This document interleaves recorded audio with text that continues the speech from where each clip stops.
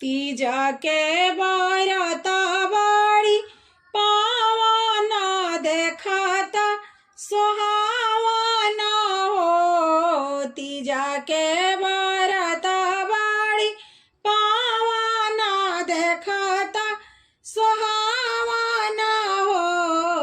हे सखिया सीता जी करेली तीज बरतिया त गौरा पूजन जाली शिव के पूजन जाली हो। हे सखिया सीता जी करेली तीज बरतिया त गौरा पूजन जाली शिव के पूजन जाली हो। एक हाथ लेली फूल डालियावा त फूलावा लोढ़ना जाली हो। एक हाथ लेली फूल डालियावा त फूलावा लोढ़ना जाली हो।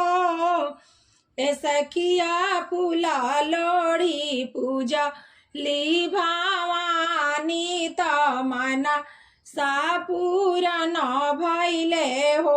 ए सखिया फूला लोढ़ी पूजा ली भवानी त मना सा पूरन भैले हो।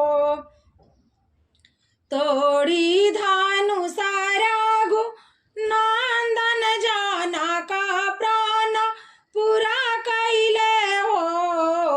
तोड़ी धानु सारगु नंदन जनक प्राण पूरा कैले हो। हे सखिया सीता विवाही लवे अवधपुर कौशल्या जी के आंगन हो।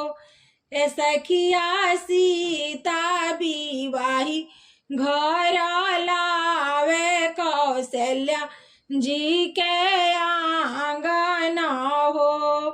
राम रसोईया सीता सुंदर भोजन बनावेली हो।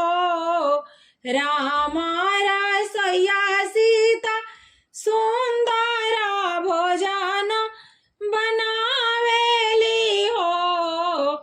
हे सखिया कौशल्या जी पूछेली एक बात कैसे राम पावेलू हो। हे सीता कौशल्या जी पूछेली एक बात कैसे के राम पावेलू हो।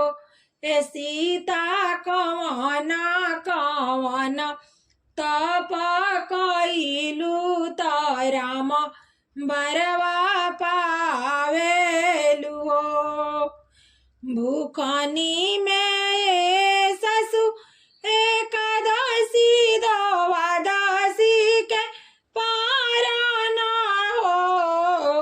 भूखनी में ये ससु एकादशी द्वादशी के पारण हो।